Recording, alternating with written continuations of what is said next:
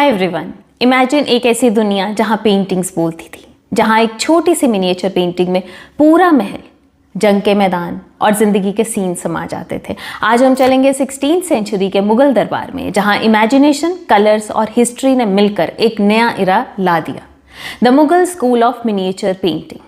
Let's unfold the story behind these royal miniatures, जिन्होंने India के art को एक नई पहचान दी।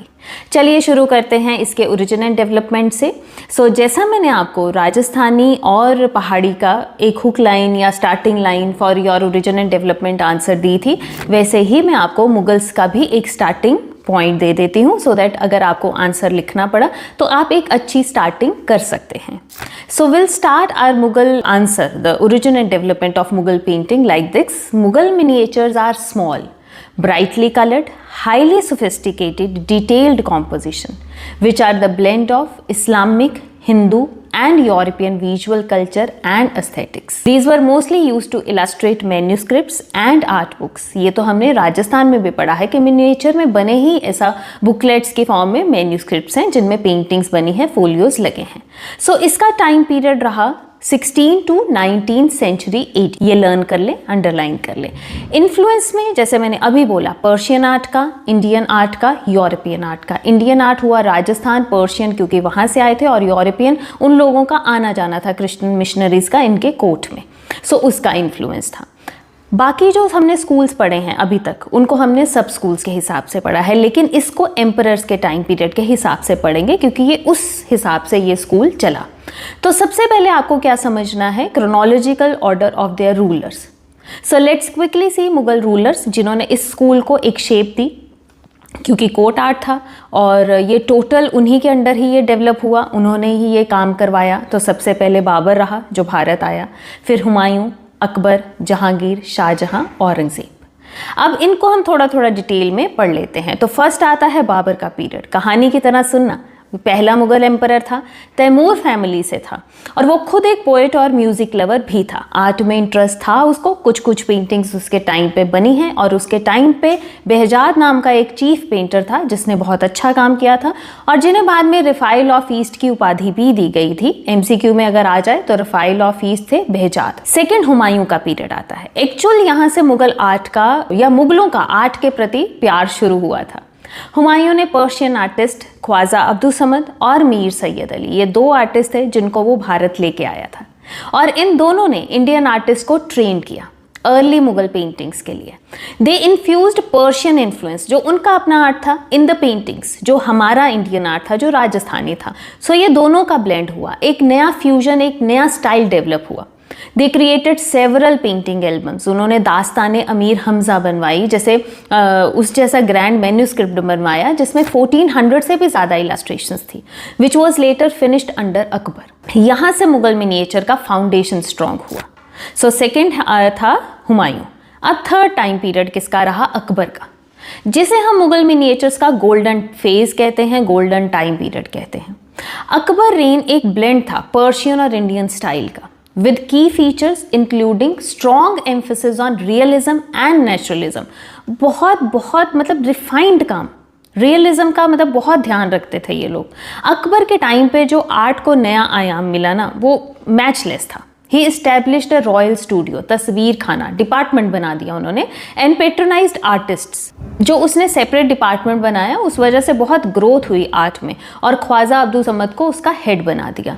वो उन आर्टिस्ट को रिवॉर्ड भी देता था, अपना स्टाइल उनको डेवलप करने की भी फ्रीडम थी, और वो जो अच्छे काम करते थे उनको बहुत मोटिवेट भी करता था।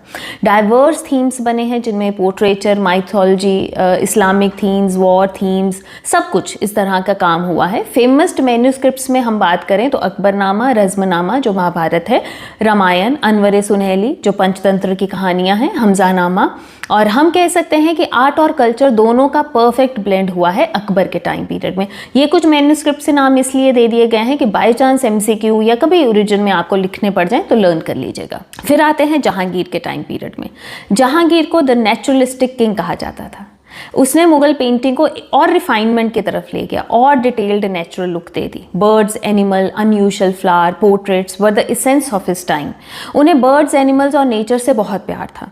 उसकी बहुत सी पेंटिंग्स उन्होंने बनवाई, चाहे उसके पेट्स हों, फ्लावर्स हों, रेयर बर्ड्स, एनिमल्स हों, शिकार पे जाता था, बहुत आर्ट कराता था। और यूरोपियन आर्ट से इंस्पायर्ड होके भी उस टाइम के पीरियड में लाइट एंड शेडो का यूज स्टार्ट किया गया था, जो पेंटिंग को 3D फील भी देता था। और इस दौर के जो मेन कलाकार थे उस्ताद मंसूर थे, और उनका भी आपकी पेंटिंग है आपके सिलेबस में, सो ये उनके फेमस आर्टिस्ट रहे। Jahangir had a trained eye for picture and highly refined aesthetic sensibility. During this time, the development of the ornamental borders were at peak. बहुत डेकोरेटिव बॉर्डर थे। Jahangir holding the picture of Madonna देखें, उसमें आपको clear हो जाएगा। और एक चीज़ और होती है कि जब बॉस उस काम में इतना इन्ग्रॉस्ड हो, वो खुद पर्सनली देखे, बहुत रिफाइनमेंट आती है टीम के काम में। सो यही हुआ जहांगीर के टाइम पे भी, उसको पर्सनल इंटरेस्ट था इन चीज़ों में। फिर आते हैं शाहजहां के टाइम पे, the architect king. Shahjahan architecture के लिए मशहूर हैं, ताजमहल वगैरह आपने सुना ही होगा। वही उनको पेंटिंग को ना थोड़ा सा उन्होंने कम इंपॉर्टेंस दी, तो उससे क्या हुआ, क्वालिटी थोड़ा नीचे आ गई बट क्वांटिटी बनी रही। आर्टिस्ट तो थे, काम कर रहे थे, बट मतलब क्वालिटी नीचे आई। गोल्ड एंड सिल्वर कलर के पिगमेंट्स का हैवी यूज़ होना शुरू हो गया, ज़्यादा डेकोरेटिव होनी शुरू हो गई पेंटिंग्स। उसके बेटे जो दारा शिकोह था, उसको इंटरेस्ट था, लेकिन उसकी प्री मैच्योर डेथ ने मिनिएचर पेंटिंग को एक सेट बैक दे दी। फिर आता है औरंगज़ेब का पीरियड। उन्होंने तो बिल्कुल इनकरेज नहीं करा आर्ट को, उनको इंटरेस्ट नहीं था, कट्टर भी थे, और उसके टाइम पीरियड में आर्टिस्ट को आज़ादी नहीं थी। उस वजह से वो डर के जो आर्टिस्ट थे वो हिल स्टेट्स में चले गए, जहां उन्होंने पहाड़ी स्कूल को डेवलप करा, जो हमने पढ़ा भी है। और इस तरह से हम कहते हैं कि जो मुगल का एक गोल्डन इरा था वो खत्म हो गया। लेटर बहादुर शाह जफर आए, उन्होंने ही try to revive art, but after that the school became lifeless. So finally जो glorious period of Mughal miniature art came to an end. So Mughal art originated with the Mughals, developed with the Mughals and ended with the Mughal rule in India. So nutshell में अगर आप mind mapping के लिए समझें तो हमें क्या समझना है, 16 to 19th century Persian art, Rajasthani art, European art mixture था। फिर मेन पॉइंट ये आता है कि नेचुरली आप देखिएगा पर्शिया से आए थे तो वहाँ का और इंडियन आर्ट का मिक्सचर होना ही था, तो इसलिए ये मुगल में उस तरह की सोफिस्टिकेशन आ गई। देखिए डेकोरेटिव तो उनकी पेंटिंग्स भी थी वहाँ, हमारा नेचुरल ब्लेंड बीच में आया, हमारी रिफाइनमेंट भी बीच में आई, तो एक्सीलेंट काम हुआ। ठीक है जी। सबसे पहले बाबर आया, उसने फाउंडेशन रखी, इंडिया में आया। तो हुमायूं आए, उन्होंने आर्ट में ज़्यादा, क्योंकि हम नॉर्मल हिस्ट्री नहीं पढ़ रहे हैं कि अकबर के टाइम पे कितनी लड़ाइयाँ लड़ी है, क्या हुआ, तो we are talking about from the art perspective. So हम ये पढ़ेंगे कि बाबर आया, फाउंडेशन रखा, हुमायूं आया, आर्ट का काम शुरू हुआ, एक थोड़ा बहुत स्टाइल की तरफ हम चले, बट अकबर के मेन आने से एक स्कूल इस्टेब्लिश हो गया कि हाँ लगा, एक नया स्टाइल बन के डेवलप हुआ। रीज़न था सेपरेट डिपार्टमेंट का बन जाना, प्रॉपर आर्टिस्ट का एक तरह से ड्यूटी हो जाना कि हाँ ये चीज़ें करनी है, बनानी है, तो उस वजह से बहुत इंकरेजमेंट मिला। और ऑब्वियसली जैसे रिवॉर्ड्स देता था तो उसका भी एक इम्पैक्ट रहा।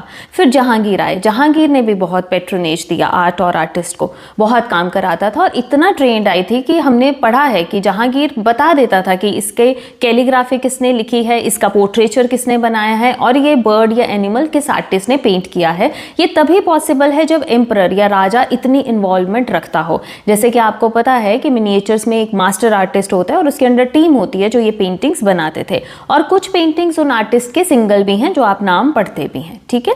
सो उसके बाद जहांगीर के बाद शाहजहां, क्योंकि वो उसको आर्किटेक्चर में इंटरेस्ट था तो पेंटिंग्स कुछ उतना डेवलप हो नहीं पाया, और उसमें क्या हुआ कि क्वांटिटी बनती गई, पेंटिंग्स तो बन रही हैं, लेकिन अगर आपको जैसे मार्क्स ना मिलने हों उन पेंटिंग्स के और आपको रिवॉर्ड ही ना मिले तो आप कैसे टाइम, जैसे आपको भी अगर +2 में या कभी भी ग्रेजुएशन में आपको पोर्टफोलियो देना है, लेकिन आपको पता है आपको रिवॉर्ड नहीं मिलेगा, कोई फर्स्ट सेकंड थर्ड नहीं आने वाला है, जनरल ऐसे ही चेकिंग है, तो आप उतना इनपुट नहीं डालेंगे। तो सेम वो ह्यूमन साइकोलॉजी थी, उतना नहीं हुआ। बट अगर आप अकेला शाहजहां के टाइम पीरियड का काम देखें तो वो भी बहुत अच्छा है, बट कंपैरिजन की अगर हम बात करें तो थोड़ा सा डिक्लाइन हमें दिखता है। और फिर औरंगजेब ने आके तो सब कुछ ही खत्म कर दिया। ये हम वो पढ़ा रहे हैं जो अपना टेक्स्ट बुक्स में दे रखा है जिस हिसाब से, सो उतना ही आपके लिए मुझे लगता है कि सफिशिएंट है। तो इतना भी आप ओरिजिन एंड डेवलपमेंट लिख जाएंगे तो बहुत है। तो स्टार्टिंग लाइन नोट कर लें, एंडिंग लाइन नोट कर लें, और बीच में जितने पॉइंट्स आप लिख पाएं लिख दें। सो अब हम जल्दी से समझते हैं characteristics of Mughal miniature paintings. Let's sum up few special features जो आप पेपर में लिख के जा सकते हैं। पहला बात, प्रोफाइल फेसेस, एक चश्म फेसेस बने हैं और कहीं कहीं 1.5 चश्म दिखता है बट रेयर है, अदरवाइज ज़्यादातर प्रोफाइल फेसेस ही बने हैं। लीनियर ब्यूटी की बात करें तो सॉफ्ट रिदमिक लाइंस हैं, जैसे हमने राजस्थान में भी पढ़ा, पहाड़ी में भी पढ़ा, सेम फाइन लाइंस यहाँ पे भी बनी है। कलर स्कीम, रंगों की बात करें, ब्राइट नेचुरल कलर्स हैं, गोल्ड एंड सिल्वर का बहुत डेलिकेटली और आर्टिस्टिकली यूज़ किया गया है। आर्किटेक्चर में, यूटेंसिल्स में, बिल्डिंग्स में, ऑर्नामेंटेशन में बहुत अच्छा काम हुआ है। बॉर्डर डेकोरेशन में बात करें तो हम कह सकते हैं कि highly decorative and ornamental border बने हैं। All the paintings have been decorated with special border, sometime borders dominate the painting also. For example the Jahangir holding the picture of Madonna, वैसे इनकी हर पेंटिंग में बॉर्डर है और बहुत इंट्रिकेट सिमेट्रिकल फ्लोरल पैटर्न से भरा पड़ा है। कैलीग्राफी स्पेशल फीचर रहा है मुगल का। The use of calligraphy with the name of the artist is the main feature of the Mughal painting. Black colour में ज़्यादातर कैलीग्राफी होती थी और आर्टिस्ट का नाम भी कैलीग्राफी में लिखा जाता था। सो थीम्स में अगर हम देखें तो सेम थीम्स हम यहाँ पे भी रखेंगे। रिलीजियस रहे, हिस्टोरिकल रहे, लिटरेरी रहे, रॉयल लाइफ रही, बैटल्स रही, हंटिंग सीन्स रहे, माइथोलॉजी, वही सब कुछ बना है।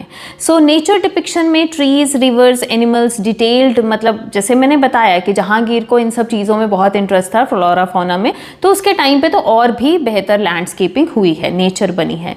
Depiction of birds and animals, camel fights, elephant fights, other animals like deer, horses, goats, tigers, lions etcetera, ये सब बहुत ग्रेसफुली और रियलिस्टिक बने हैं मुगल मिनिएचर्स में। गारमेंट्स लें तो रिचली एंड डिटेल्ड डिज़ाइनिंग तो बहुत ही सुंदर है। फीमेल्स को अगेन लहंगा चोली, ट्रांसपेरेंट दुपट्टा, मेल्स को अंगरखा, चूड़ीदार पजामा और डेकोरेटिव टर्बन्स पहने दिखाया है। पैटर्न्स बहुत सुंदर हैं। ऑर्नामेंटेशन की बात करें तो earrings, bangles, armlets, necklaces, next level की ज्वेलरी बनी है सब, and all are represented beautifully in the paintings. Crowdy composition. School is very famous for depicting the crowdy scenes involving too many figures, forms and figures. So इसमें अगर हम देखें तो आपके बुक में एक एग्जाम्पल है marriage procession of Dara Shikoh. Well balanced composition है, इतने फिगर्स होने के बावजूद ओवर क्राउडी पेंटिंग नहीं लग रही है वो।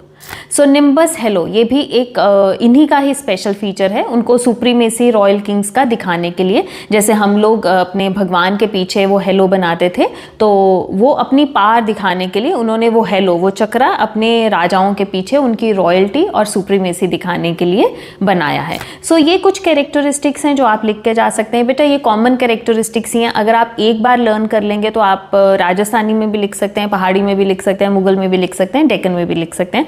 बस द पॉइंट इज कि जो एक एक दो मेन पॉइंट्स हैं वो जिस पर्टिकुलर स्कूल के हैं उस पर्टिकुलर स्कूल में ज़रूर लिखें।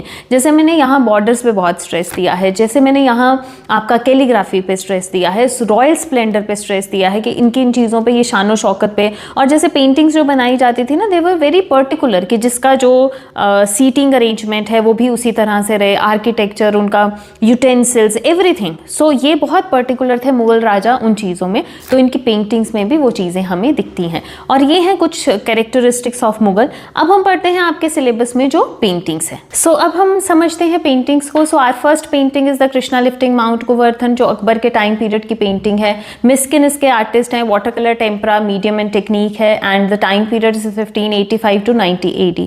और कर्टसी की बात करें, metropolitan museum of art New York में ये पेंटिंग प्रिजर्व्ड है। सो सबसे पहले थीम समझेंगे, किस टॉपिक पर ये पेंटिंग बनी है। सो ये पेंटिंग है भगवत पुराण के एक एपिसोड पर, जिसमें श्री कृष्ण को एक सेवियर के फॉर्म में, एक हीरो के फॉर्म में दिखाया गया है। इसमें कृष्ण जी गोवर्धन पर्वत को उठाकर गोकुल वासियों को बचाते हुए इंद्र देवता के प्रकोप से या कहीं तेज बारिश से बचाते हुए दिखाया गया है। सो कॉम्पोजिशन, किस तरह से कंपोज किया गया है सीन को, फिगर्स कैसे बनी है, नेचर कैसे बना है, तो वो डिस्कस करते हैं। सबसे पहले आपको देखना होता है पेंटिंग वर्टिकल है, हॉरिजॉन्टल है, किस वे में बनी है। सो ये बहुत खूबसूरत पेंटिंग है जो वर्टिकल बनी है, जो हरिवंश मैन्युस्क्रिप्ट के लिए बनाई गई थी। फिर इसमें कृष्ण जी को सेंटर में दिखाया है, विराट रूप। विराट रूप होता है जो बड़े आकृति में, फुल फॉर्म में उनको दिखाया गया है, और उन्होंने हाथ में वो पर्वत को उठाए हुए हैं। जो गोकुल के लोग हैं वो उस पर्वत के नीचे छुपते हुए, आश्रय लेते हुए दिखाए गए हैं। सो कृष्ण जी को ब्लू कलर में दिखाया है, जो अक्सर उनको मिनिएचर्स में दिखाया जाता था। पीतांबरी धोती पहने हैं, मतलब येलो कलर के गारमेंट्स पहने दिखाया है। गले में लंबी माला, व्हाइट गार्लैंड पहने हुए दिखाया है, और ऑर्नामेंटेशन जिस तरह से करी जाती थी उसी तरह से इस पेंटिंग में भी दिखाई है। और पीछे माउंटेन्स, पेड़, पहाड़, पत्थर, कुछ एनिमल्स बने हैं जो बहुत ही ब्यूटीफुल वे में दिखाए गए हैं। और इस पेंटिंग में पर्शियन स्टाइल का इन्फ्लुएंस हमें दिखाई देता है। खासकर ये जो माउंटेन का ट्रीटमेंट है, आपको बड़े अलग तरह से पर्वत इसमें दिख रहा होगा, ये आपने राजस्थानी और पहाड़ी में नहीं देखा है अभी तक। सो ये उस तरह का डेकोरेटिव स्टाइल में बना है। अकबर के टाइम पीरियड की ये पेंटिंग हिंदू धर्म और संस्कृति के प्रति उसके रिस्पेक्ट को दिखाती है, जो टेक्स्ट बुक्स कहती हैं। और CBSE में भी बहुत बार इस तरह से क्वेश्चन आता है आपको। अक्सर ये क्वेश्चन हमें बोर्ड में आ जाता है कि जिसमें हमसे पूछा जाता है कि जस्टिफाई दिस स्टेटमेंट कि Mughal emperors are liberal and paintings of Hindu gods and goddesses saints have been made during Mughals time. So उसमें हमको ये कृष्णा लिफ्टिंग माउंट गोवर्धन का एग्जाम्पल दे के जाना है, ठीक है। सो ह्यूमन लाइफ वैल्यू की बात करें कि इस पेंटिंग से हमें क्या शिक्षा मिलती है, तो मुश्किल समय में यूनिटी और एकता बनाए रखना, हम कह सकते हैं अपने लीडर पर ट्रस्ट करना, और सब धर्मों का सम्मान करो। तो वो भी हम इससे एक वैल्यू ले सकते हैं इस पेंटिंग से। सो चलते हैं नेक्स्ट पेंटिंग की तरफ, falcon on bird rest. Very beautiful painting of Jahangir time, क्योंकि जैसे मैंने बोला उसको रेयर बर्ड्स, एनिमल्स बनवाने का बहुत शौक था, तो ये जहांगीर के टाइम की पेंटिंग है। आर्टिस्ट उस्ताद मंसूर हैं और टाइम पीरियड 1615 to 20 AD का है। कर्टसी है स्वाई मान सिंह म्यूजियम, जयपुर। थीम और सब्जेक्ट मैटर की बात करें, सो ये पेंटिंग जहांगीर के बर्ड्स और एनिमल्स के उसके लव को दिखाती है। जहांगीर फैल्कन का बहुत शौकीन था और उसने ये फैल्कन पर्शिया से गिफ्ट में मिला था। सो उसकी ये पेंटिंग उसने उस्ताद मंसूर से बनवाई थी। तो इस पेंटिंग के डिस्क्रिप्शन को अगर देखें कि किस तरह से कंपोज किया गया है पूरा सीन, तो जहांगीर नामा का ये एक पार्ट है उस एल्बम का जिसको उस्ताद मंसूर ने बनाया था। पेंटिंग में एक वाइट फैल्कन दिखता है जो येलो बैकग्राउंड पर रेस्ट कर रहा है। फेदर्स ब्राउन शेड्स में, ऑकरी शेड में डिटेल के साथ बनाए गए हैं और आंखों में बहुत शार्पनेस है उसकी। बीक जो है वो बहुत रियलिस्टिक स्टाइल में बनाई गई है। सो ये उसका ब्यूटी वाइज, अगर एस्थेटिक वाइज हम कहें तो आप आई और बीक की बात करके जा सकते हैं। फेदर्स की बात भी आप लिख के जा सकते हैं। फैल्कन के नेक पर एक पतली सी स्ट्रिंग बंधी हुई है और उस पेंटिंग पर लिखा गया जहांगीर पातशाह। बहरी मिडल में लिखा है और उत्तम नीचे लिखा गया है। उत्तम मीन्स एक्सीलेंट, बहरी मीन्स फैल्कन और जहांगीर पातशाह मतलब जहांगीर के लिए ये पेंटिंग बनाई गई थी। फैल्कन के स्टैंड पर भी एक वर्ड आपको दिख रहा होगा उर्दू में, नादिरुल असर। वो उस्ताद मंसूर का टाइटल था, उनको उपाधि दी गई थी, उसको नीचे ये लिखा गया है। ह्यूमन लाइफ वैल्यू में देखें तो ऑब्वियसली एक बर्ड का पेंटिंग है, तो हम ये कह सकते हैं कि नेचर और क्रिएचर्स का आप थोड़ा वैल्यू करें, उनको प्रिजर्व करें और उस तरह का। और फिर एक और पॉइंट हम इसमें से ले सकते हैं कि अच्छी यादों को हमेशा प्रिजर्व करके रखें। उस वक्त कैमरास नहीं थे, पर इन राजे महाराजाओं ने वो एल्बम्स बनवाई जिनमें अपनी डेली रूटीन के किस्से इन्होंने बनवाए, जिससे हमें पता चलता है कि इन लोगों ने कैसा जीवन जिया है। So next very important painting is Kabir and Raidas. Ustad फकीरुल्लाह Khan artist रहे। सब स्कूल शाहजहां के टाइम पीरियड का ये काम है। वाटर कलर ऑन पेपर इसका मीडियम है। Technique tempera. Time period 1640 AD and courtesy national museum new Delhi. So theme और सब्जेक्ट मैटर समझें। ये पेंटिंग दो महान संतों कबीर और रायदास के ऊपर बनी है। मुस्लिम प्रिंस दारा शिकोह हिंदू सेंट्स की पेंटिंग्स में उनको मतलब इन पेंटिंग्स का शौक था और वो हिंदू सेंट्स को दिखाते थे। तो हम ये कह सकते हैं हार्मनी का संदेश दिया है इस पेंटिंग के थ्रू भी। सो कॉम्पोजिशन की अगर हम बात करें तो एक हॉरिजॉन्टल पेंटिंग है जो टेम्परा स्टाइल में बनी है। कबीर जी अपने लूम पर बैठे हैं और बुनकर का काम कर रहे हैं। सेम वे रायदास भी उनके पास बैठे हैं और थोड़ा सा ऐसा लग रहा है रिलीजियस टॉक करते हुए दिखाए हैं। बैकग्राउंड में गाँव का सीन है। सिंपल हट, ट्रीज और रूरल सेटिंग के साथ दिखाए गए हैं। दोनों के चेहरे पर ना एक बहुत शांति और भक्ति का, जैसे जो लोग मेडिटेशन करते हैं ना, एक बहुत शांत सा एक नूर सा उनके चेहरे पे होता है, वही इनकी फेसेस में भी दिखाया गया है। येलो और ब्राउन शेड्स हैं, मोनोक्रोमेटिक भी कह सकते हैं आप इस पेंटिंग को। और पीछे जो गांव की सिंप्लिसिटी है वो भी इन्हीं रंगों में दिखाई है। सो ये पेंटिंग उस समय के हिंदू सेंट्स के प्रति उनका, कह लो उनके रिस्पेक्ट के लिए, तो हम मान सकते हैं कि वो दिखता है हमें उस पेंटिंग में, तभी वो सब्जेक्ट बनाया गया होगा ना। तो ह्यूमन लाइफ वैल्यू की बात करें तो बहुत सिंप्लिसिटी है और इस पेंटिंग में तो हमें यही सिखाता है कि ह्यूमिलिटी से जियो, सिंप्लिसिटी से जियो, सब धर्मों का सम्मान करो और मेहनत से काम करो। और कोई काम बड़ा छोटा नहीं होता, इसलिए हर काम की इज्जत करो। स्पिरिचुअल विजडम और इनर पीस भी ज़रूरी है लाइफ में, तो उस तरफ भी थोड़ा ध्यान दो। तो ये हम कह सकते हैं ह्यूमन लाइफ वैल्यूज इस पेंटिंग की हैं। नेक्स्ट पेंटिंग है marriage procession of Dara Shikoh. Haji Madni, very beautiful and royal painting, मतलब पूरा मुगलों की शान शौकत इस पेंटिंग में दिखता है। हाजी मदनी कलाकार रहे, प्रोविंशियल मुगल टाइम पीरियड की ये पेंटिंग है और वाटर कलर टेम्परा में बनी है, टेक्निक टेम्परा है।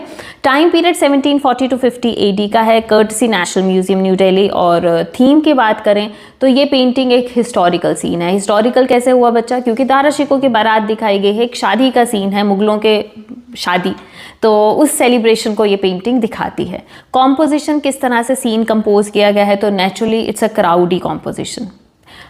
ग्रूम साइड, ब्राइड साइड दोनों दिखाया गया है। Very colourful painting, proper division है उसमें, एक तरफ आपको ग्रूम साइड दिख रही होगी, एक तरफ ब्राइड साइड दिख रही होगी। इतना भीड़ होने के बावजूद आपको ग्राउंड दिख रही है, बैकग्राउंड में जैसे लाइट्स और फिगर्स को बैलेंस किया गया है। तो दारा शिकोह को घोड़े पर बैठे, ट्यूनिक पहने, सहरा पहने दिखाया है, ज्वेलरी पहने हैं। शाहजहां भी एक घोड़े पर बैठे हैं, जो साथ में दिख रहा है, प्रोसेशन में है, परिवार के मेंबर्स हैं, एलिफेंट्स और हॉर्सेस हैं। म्यूजिक, फायरवर्क, लाइट से बहुत फेस्टिव मूड दिखाया गया है। सो लाइटनिंग है, पीछे डार्क है तो उसमें लाइटनिंग और भी खूबसूरती से दिख रही है। हर तरह का फायरवर्क है।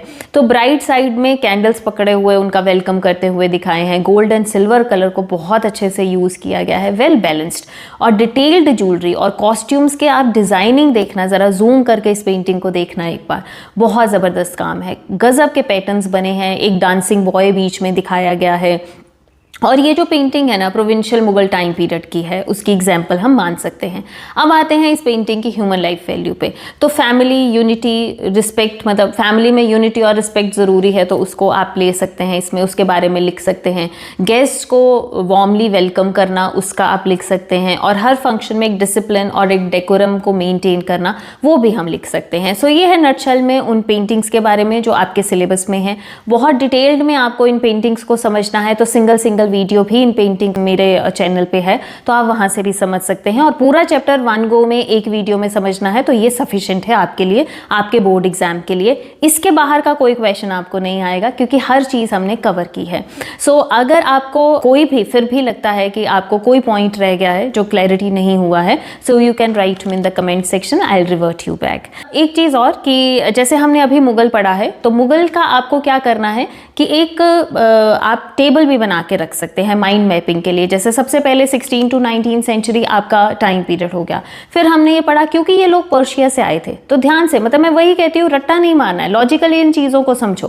पर्शिया से आए थे तो पर्शियन इन्फ्लुएंस रहा होगा, इंडिया में आए तो इंडियन इन्फ्लुएंस बना, यूरोपियन क्रिश्चियन मिशनरीज का इनके कोर्स में आना जाना था तो वहाँ से यूरोपियन इफेक्ट उन पेंटिंग्स में आया। सो इन तीनों का ब्लेंड बना मुगल स्कूल। क्रोनोलॉजिकल ऑर्डर देखें कि सबसे पहले बाबर आया था भारत में, जिसने कब्जा करने के लिए, तो उसके टाइम पे थोड़ा बहुत काम हुआ, वो ज़्यादातर लड़ाइयाँ लड़ता रहा था। बट उसके बाद हुमायूं आया, उसके टाइम पीरियड में उसको इंटरेस्ट था तो वो काम शुरू हो गया, आर्ट का काम। क्योंकि हम पॉलिटिकल ऐसा कुछ नहीं पढ़ रहे हैं हिस्ट्री, हम सिर्फ मिनिएचर्स को पढ़ रहे हैं, हम सिर्फ आर्ट के बारे में बात कर रहे हैं। तो आर्ट में अगर हम देखें तो हुमायूं ने एक इस्टेब्लिश कर दिया था, बट एक्चुअल जो मतलब फाउंडेशन आप कहें तो हुमायूं के टाइम पे आ गई थी मुगल मिनिएचर्स की। बट जो इस्टेब्लिशमेंट, एक स्टाइल प्रॉपर डेवलप हुआ, वो अकबर के टाइम पे हुआ, इसीलिए उसको हम गोल्डन पीरियड कहते हैं। जहांगीर के टाइम पे नेचर को बहुत ज़्यादा इंपॉर्टेंस मिली, रेयर बर्ड्स, एनिमल्स को मिली, ऑर्नामेंटल बॉर्डर्स आए, सो वो चीज़, और इवन थोड़ा बहुत यूरोपियन इफेक्ट भी उस टाइम पीरियड पे आया।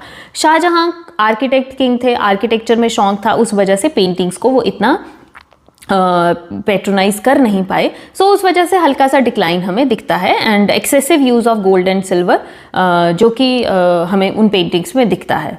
तो उस वजह से फिर औरंगज़ेब आए। औरंगज़ेब को तो आर्ट में इंटरेस्ट ही नहीं था, बहुत कट्टर था, और डर के मारे आर्टिस्ट जो थे वो पहाड़ों में जाके छिप गए थे, जिस वजह से पहाड़ी स्कूल बना। सो यहाँ तक आते आते मुगल ख़त्म हो गया था। एंड जैसे मैंने बोला है कि Mughal came with the Mughal, developed with the Mughal and and with the decline of Mughal rule in India. So उसी के साथ आया, उसी के साथ पनपा, उसी के साथ ही ख़त्म हो गया। और उसके बाद आप फ्यू कैरेक्टरिस्टिक्स लिख सकते हैं। अगेन मैं कहूँगी कैलीग्राफी का कॉन्सेप्ट आप ज़रूर लिख के जाइएगा, ऑर्नामेंटेशन ऑफ बॉर्डर लिखेगा, फ्लोरा एंड फौना लिखेगा, रॉयल स्प्लेंडर जो पेंटिंग्स में बहुत दिखता है, शान शौकत, उनके टाइम पीरियड पे वो बहुत पर्टिकुलर थे कि जिस तरह से सीटिंग अरेंजमेंट है उसी तरह से हो। सो ये सब पॉइंट्स आप लिख के जा सकते हैं। सो ये एक बार के लिए इंट्रोडक्शन है आपके लिए Mughal school of miniature painting का। सो जल्दी मिलते हैं नेक्स्ट वीडियो में। Till then take care.